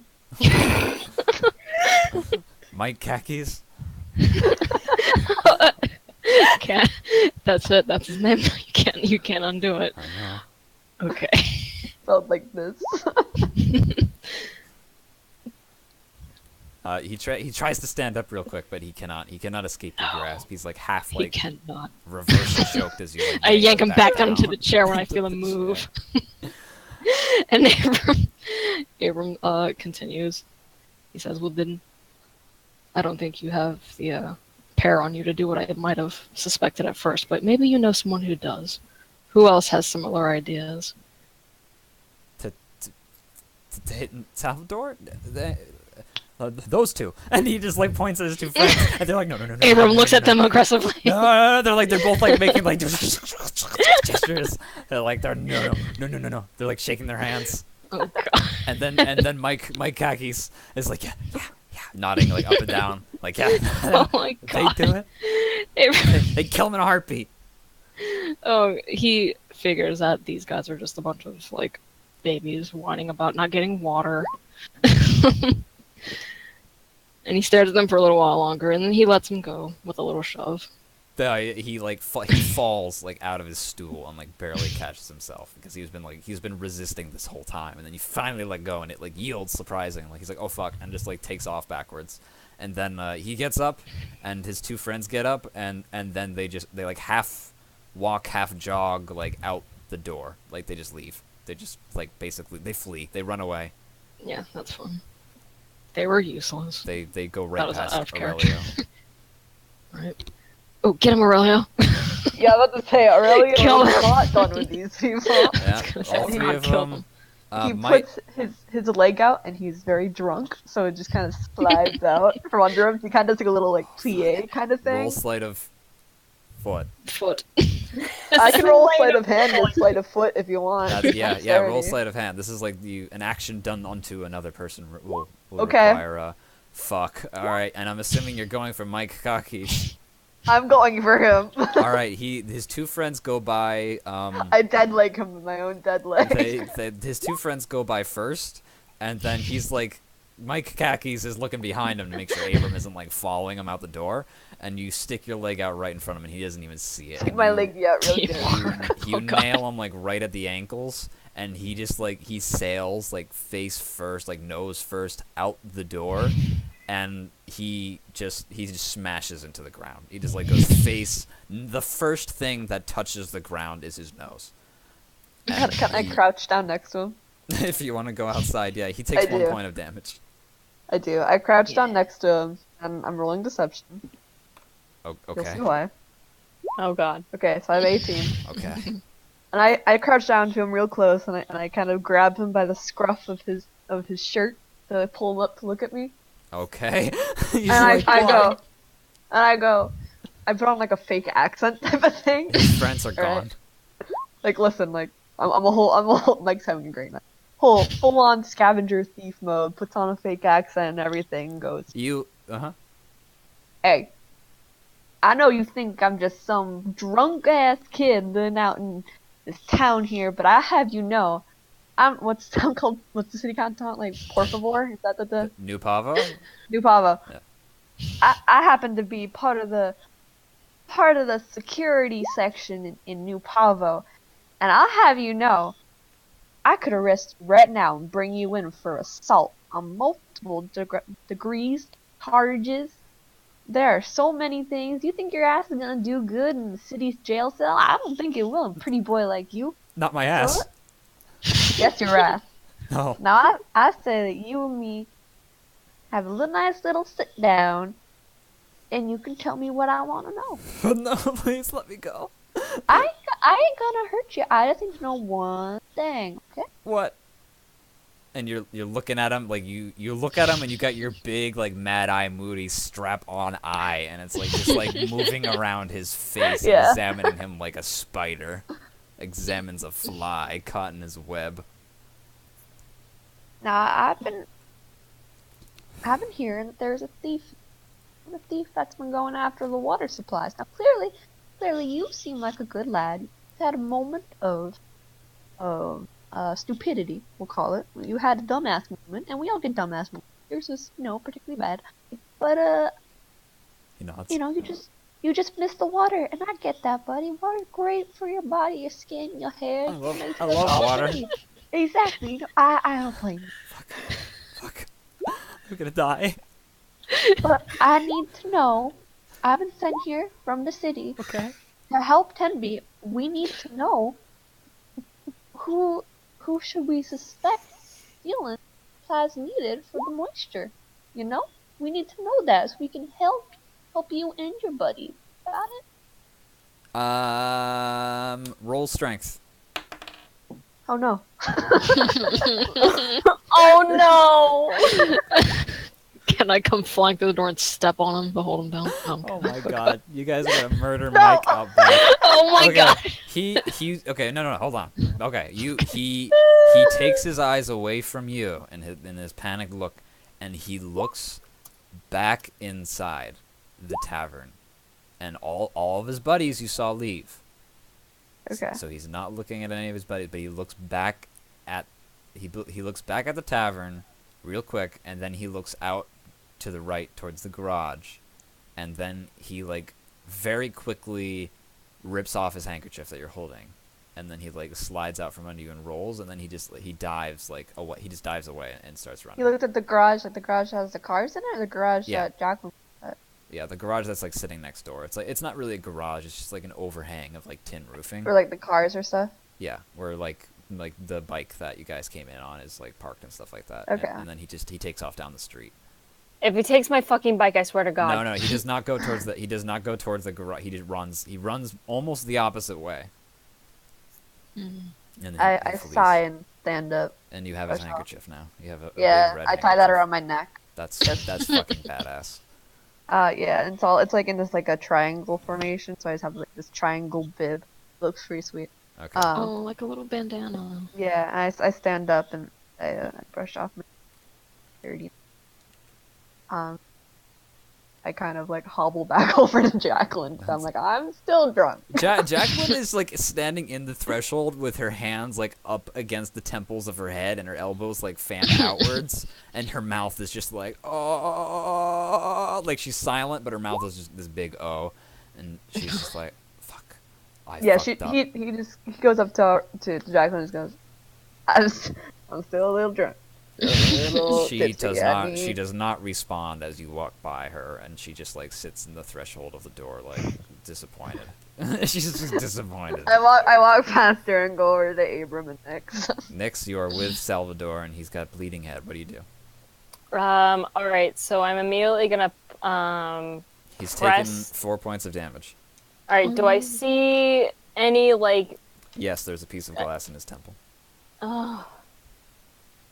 That's not what I was gonna ask, but okay, that actually helps me a lot. Alright, she looks at Rosemary. You got any tweezers, anything small to get this shard of glass out She of his... slams her purse down on the bar thing and opens it up, and it's just like a bunch of tiny medical supplies. Alright. She's fucking ready. Alright, tweezers. She hands them over. Alright, and she's gonna slowly grab the piece of glass and pull it out as smoothly and slowly as she possibly can. Roll it. Oh, God. You can either roll dexterity to do these various medical things, or you can expend your once per day healy wheelie. It's your Can choice. I use a point in medicine? Yeah, that would be what you're rolling for. Did I say something Thank else? you. Healy wheelie, we're gonna go to the inn anyways. Because I have advantage. I If I don't. kill this man. I don't think you Kill have the man. advantage on medicine. I do. Oh wait, no. Do you I have have proficiency? 2. I have proficiency. So is that 9 plus? Is that 9 plus 2? Yes. Okay. So 11. You pull it out, but the bleeding doesn't stop. All right. She holds out her hand. Give me something to press this wound with. She takes out she pulls a handkerchief out of her pocket as well. It's like small and white and like doily almost. It's very floral. I hope you didn't like this handkerchief. And she presses it against the wound. Rosemary shrugs. It's fine. She applies pressure to the wound to stop the bleeding. Wait, you know what? You have Rosemary there. Fuck. Okay, you do get advantage. You take the 21. Oh. Yeah. Because it's 2 of you working on him together. And Rosemary is also like the local witch doctor, so you absolutely take the advantage. Yeah, so 21, you pull it out, you're good. You cover up the blood, and he's like, ow. Thanks. She Doc. holds up 3 fingers. How many fingers am I holding up? 3, Okay. right? And Rosemary nods to him. Like, yeah, good job. Do you have any nausea at all? No, I got this headache. Ow. You don't have a concussion. Fun. Um, Damn fucking wankers. God damn it. wankers? Shut up. So this is all things that Salvador says, by the way. Yeah, Nick says exactly what I say. She looks over at Rosemary. Can I grab some bandages from you? Yeah, sure. Yeah. And she just takes out like a big wad of like Like a inch-thick roll of gauze. roll of gauze, yeah. Thank you. And she wraps. She keeps a. She kind of like waves Rosemary over. Put your hand exactly where mine is, and just keep the pressure on. She does. And she's gonna wrap the gauze around his head. And you do it. And Okay. then tape it off. And now Yep. he's one of his eyes is kind of covered by the Alright. by the thing, by the bandaging. So he's now like looking at you with one eye, and he's got this makeshift eye patch thing. It hit like right where the temple meets like the eye. Like you didn't Ow. see any immediate like damage to the eye, but it was really close, and he might complain later about like glass in his eye. He didn't say anything. But You're lucky that didn't hit you in the eye, or else you'd be partially blind. yeah, I'm definitely lucky, and I think I'm just gonna head home. And he goes Alright. to stand up, and he's like a little wobbly at first, and then he rights himself, and he starts walking. And Rosemary like stands up and like reaches after him, but then kind of like stops and pauses, and then just kind of like deflates a little bit. Well, and I saw that whole thing go down with Aurelio, Abram, and that dude, right? Yeah, your passive perception's 12. You saw that Abram went over to the man, and then you were focused more on taking care of Salvador, and now the man is gone, and I don't think that it would take super intense levels of intuition to figure out what might have happened, what may or may not have transpired. All right. I think that the people got the message. I wish people didn't need a message, Rosemary says. Well, what are you gonna do? It's gonna happen anywhere. I wish I could have gotten away from all this when I left the cities. The tribes behind. Regardless of where you are, there's always gonna be something. Trust me. She sighs. And then she takes the drink that Salvador left behind, and then she downs it. She finishes it off, and then she slams it back down on the table. Why don't you go home and get some rest? Yeah, I think that's what I'm gonna do. I'm sick of seeing these people. And then she storms out after Salvador. She starts to leave, looking for Abram to see if he's leaving as well. Oh, wasn't Leo also coming in? Leo's there. You see him. He's standing. Hello. He's got a red handkerchief on now. He does. I was just okay, then I guess we all meet up. Together. Nix grabs Aurelio by the scruff of the neck and leads him outside. You guys are back outside, and Jacqueline's hey, like, that's Mike's scarf. No, this is my scarf now. He points at Abram and like winks at him. yeah, Abram's scarf. Jacqueline looks disappointed, and she's just like sitting nearby the chief, who's sound asleep in his own car in the backseat. Hey, Jacqueline. She pushes Aurelio into the car, and she looks for the keys. You find them pretty quickly. They're just stored like underneath the front like thing on the ground, the half rug. All right. She looks at Jacqueline. Need a ride? 1, 2, 3. Yeah, sure. And then she gets in the back with the big man himself. All right. Nix hops in the driver's seat. Who gets shot? Abram, you getting in? Who calls it? Who calls it? Abram, quick, call it. What are we calling? Shotgun? Yeah. Yeah. Abram called shotgun. He gets in the passenger seat next to Nix. Aurelio, use the chief as a pillow. Aurelio, you sit beside the chief. He's in the middle of the car. Jacqueline on the left. You're on the right. You lean against the chief. He's rather warm and soft. Where are you going? Where are you going, driver? We are going immediately to the inn because there's no way in hell that she's driving him back home. Oh my god. It wasn't that far. You guys, it would actually be the same distance to the inn or the chief's residence. And She just doesn't want to listen to a careless whisper again. Oh my god, don't worry, there's no radio in this car. This is the very bare bones vehicle. There's nothing in there besides. Okay, never mind. I was gonna say, well, because like, how do we get back? Are we gonna walk, or are we gonna hijack the chief's car? Yeah. Or do we have Jacqueline take my motorcycle, and then we, all four of us, get into the motorcycle? You know, I got something for you. And Jacqueline gets out of the car, and then she's like, "I'll meet you guys at the chief's house with your bike if you require, if that's the plan." Okay. She tosses her motorcycle keys. Thanks. And then Jacqueline takes it and drives off. All right. She drives to the chief's house. Okay. It's so, on the rise, she says, "So, anyone want to catch me up to speed on what exactly happened back there?" I got a scarf. That's very nice of you. Mm-hmm. Abram speaks up. I assume that there's some unrest between the villagers, between what should be done. Some people don't like what Salvador's doing. That was one of them. They think it's his fault that there's water problems and all of that. Speaking of, I got some information of sorts from Barkley and his sister. More that they have a hunch. I get the feeling they think it's... Fuck, hold on, I'm gonna brain fart. What the fuck is her name? Rosemary. They have a, yeah, I forgot her name for a second. They have a hunch that it's Rosemary impeding things. To be honest, I don't see why she would do that.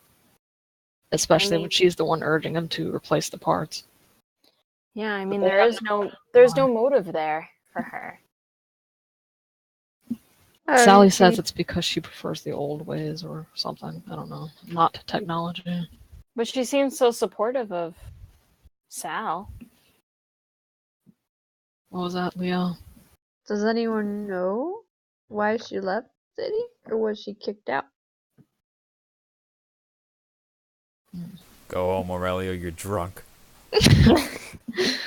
You're drunk. I also mentioned when I asked the original, that's the word I'm looking for, the original owner of the red scarf, he about who may be thieving.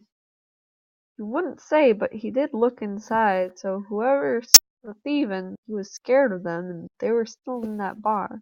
I'm willing to bet. Well, that narrows it down, she says sarcastically. You guys are about halfway to the chief's residence. You now disappeared from Tenby's sprawling city-like state and into the lowland, like, I don't want to say grasslands, but desert without the dunes. Very flat, easy to drive on, and the grass is now starting to crop up here and there as you slowly ascend upwards in altitude towards the hills.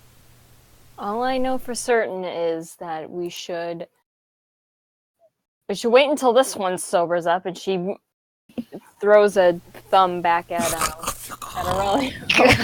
Don't give me And your the thumb. chief. Aram nods. The chief slowly rolls over and takes hold of Leo like a teddy bear. Aw. Leo is happy and also asleep by this point. Leo, roll a strength save to see if you're crushed instantly. No, that's fine. I'm asleep. I don't feel it. He's invincible. Anyway, I think after everybody, hopefully, according to what Rosemary and Sal have told me, he takes about a week to come out of this. Oh my god. However, I'm sure that by tomorrow he'll be a little bit more susceptible to questioning. As far as I'm concerned, you guys are there, unless you had a conversation that you wanted to finish more. I'm good. Okay. Yeah, I think You pull up along the residence of the chief. You come up the roadway that just goes up the hill. There's very small, descended stone structures, foundations of something long ago gone. Up and up and up until you come to the chief's residence. The two circles made of stone and adobe wrapped together with thatch and a few random scarecrows and the thin fence. And you pull up alongside it and park it in the place that you think the jeep might have been left from the indentations in the sand. And you get out, and there's three of you. You shake Aurelio awake, and with all three combined strength, you are able to move this man without the need for a strength check. And he slowly is actually beginning to wake up as well. How much does this guy eat? Four buffalo every day. And you come to the door, and you guys push it open again, because it was never locked to begin with. Unless you guys locked it on the way out. Either way, yeah, you press in. Nix, you can hit the light switch on the side, or whoever's on the left, and the chandelier comes to life, and it's the only light in the house besides potentially a fireplace. And, Where's the bedroom? do you remember which door was the bedroom door? Yes, but she's not gonna act like she knows immediately. Oh, I see. The chief points to the door that you recognize. That would be the bedroom. She goes to the bedroom door and she opens it with her free hand. No. It's the night is young. Put me down in the sofa and I'll treat you all to a drink. Sir. I prefer not. You should. Perfect. Why don't we get a rain check on that drink? The boy, Aurelio. Oh my god. He's right here, sir. You're a good boy. Aurelio's has a tear in his eye, and he pats the chief's back, and he's like, "I love you, sir." Next, can we please put them in bed? Let's go.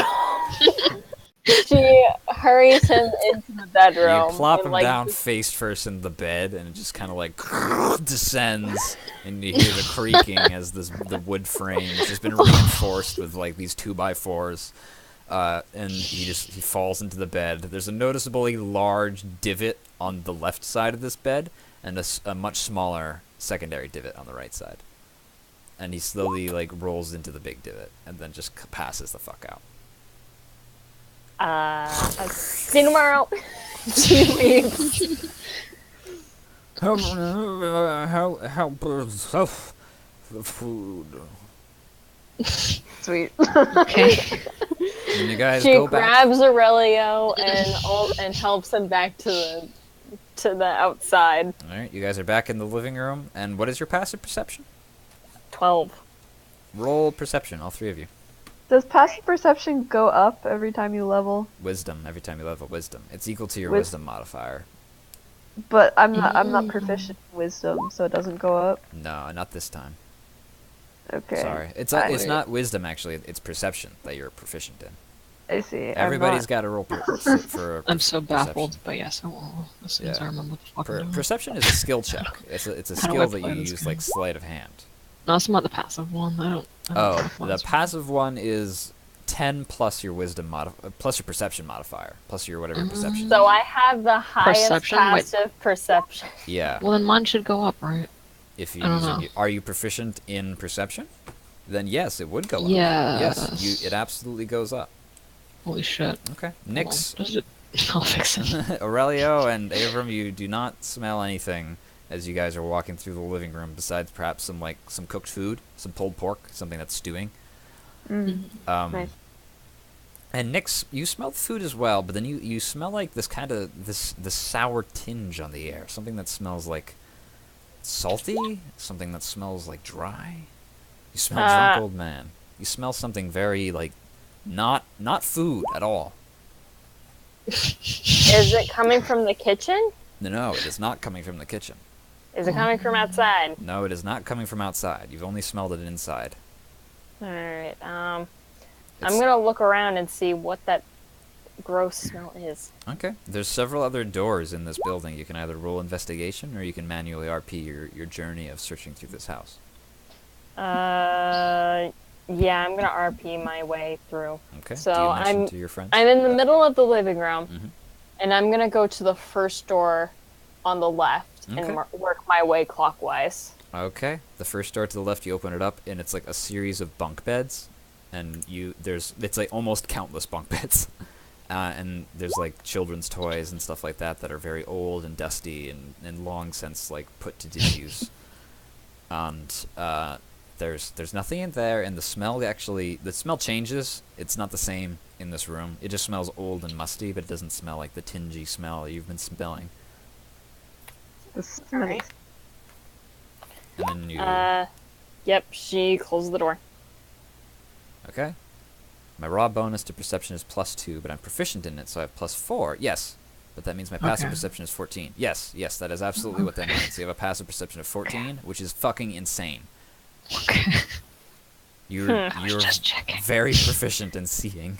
In fact, I shouldn't have asked you to roll because 14 was the cutoff. Abram, your passive It's perception. did okay. it. We'll figure it out. Well, that Or just means I have Abram it for also next smells time. this. Abram, you're like, oh, that smells.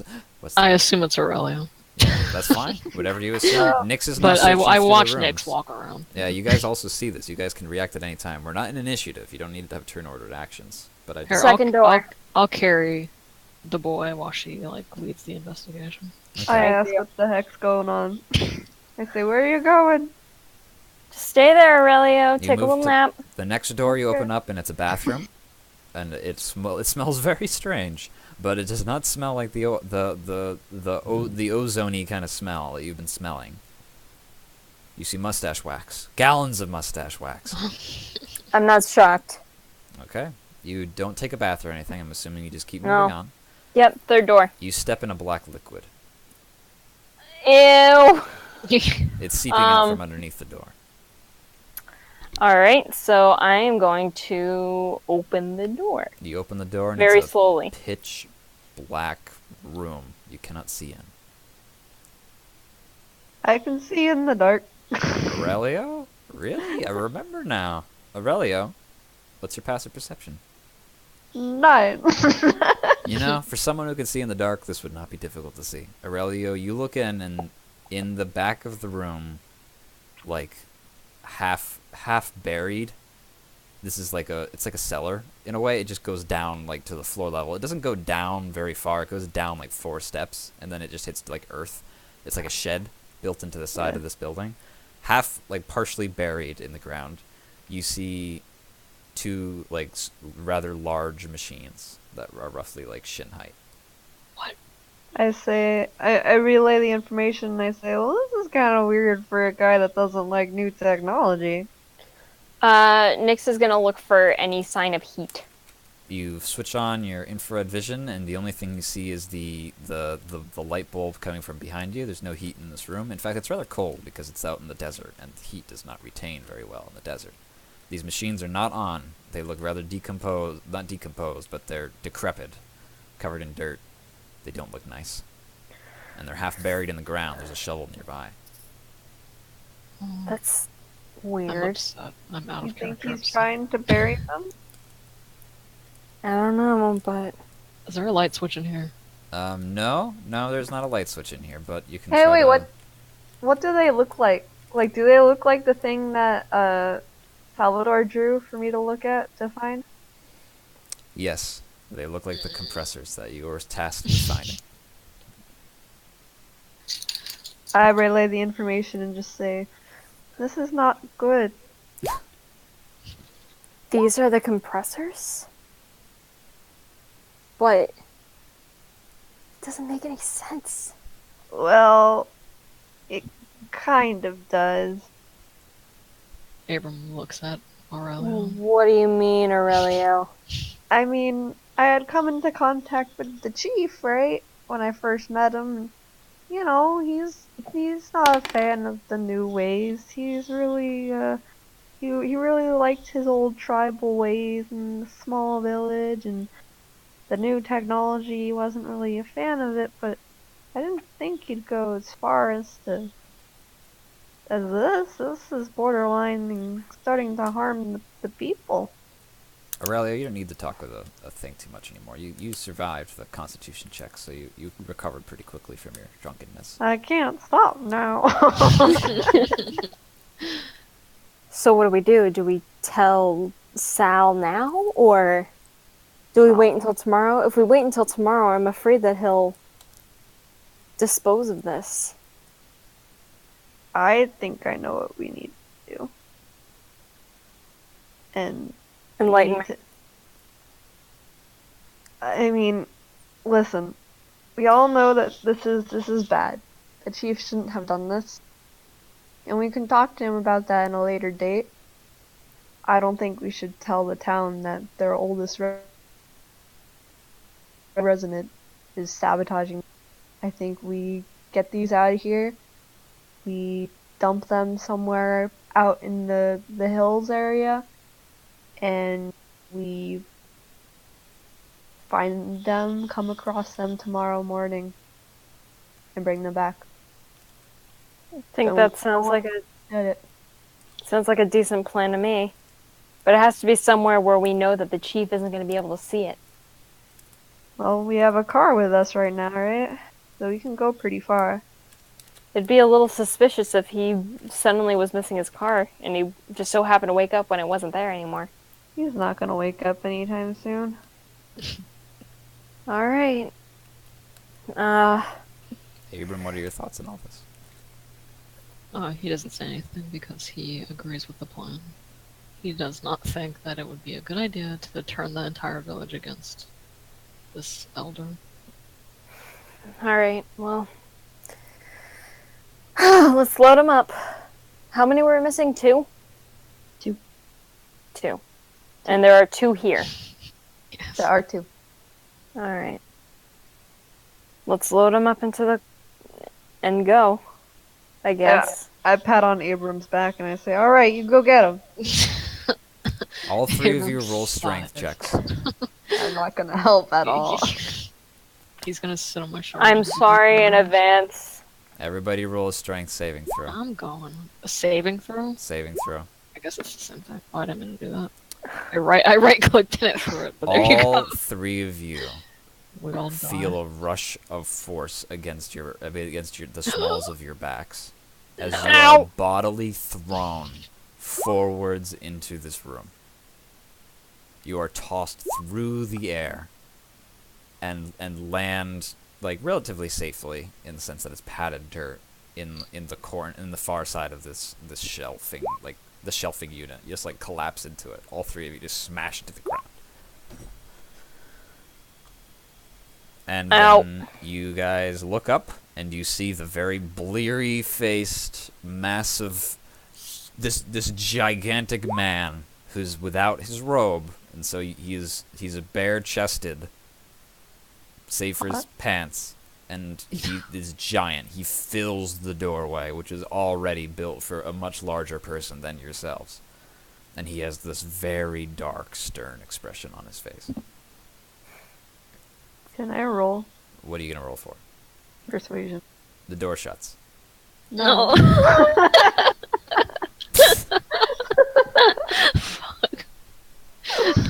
Did I hear a locking sound? Click. No. No, you Stop don't. it already. You do not hear a locking sound. You hear a as something ripped off massive the is put doorknob. in front of the door. Okay, I thought he just ripped the doorknob off. He tears the door in half like a phone book.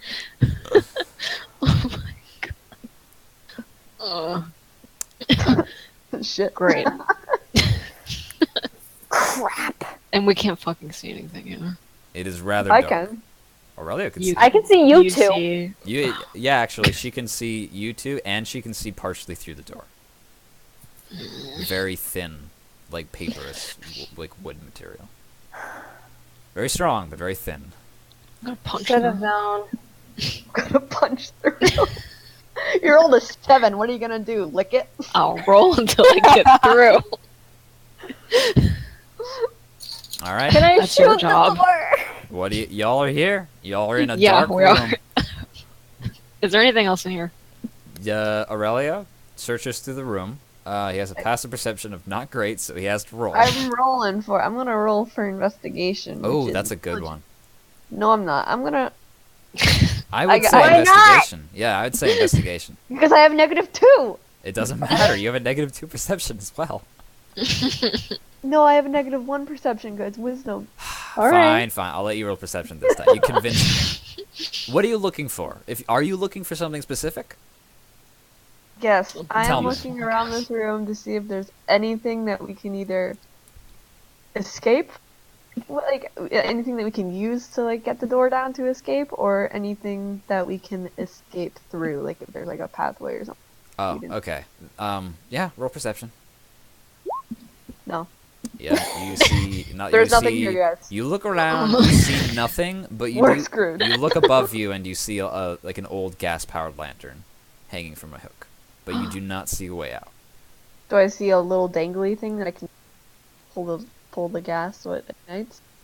You can pull it out. It's a lantern that you unhook from the wall, and it's got a little like turn Knob. dial on the front of it, and you Do it. You turn it, you push it in, and it goes click, click, click, click, click, and then it comes to life. And this And we dull see red skeletons everywhere. you see the I bones blow of it the out. dead. Nah, you see a very Blow plain, a very plain shelter. A plain what is it? Shed. That's the word. And it's got like tools, hose, old farming We're the equipment. host now. Ropes. You're the hose now. And then you see the compressors, half buried in the ground. They are half buried in the ground. Hey guys. Yeah. This seems like a good place to stop. Fuck. Can I at least God. kick the door in frustration first? You may Yeah, kick go. the door in frustration. I kick the door in frustration. You kick the door in frustration. And you hear, Keep it down there. She kicks it again. Oh my god. I loved you.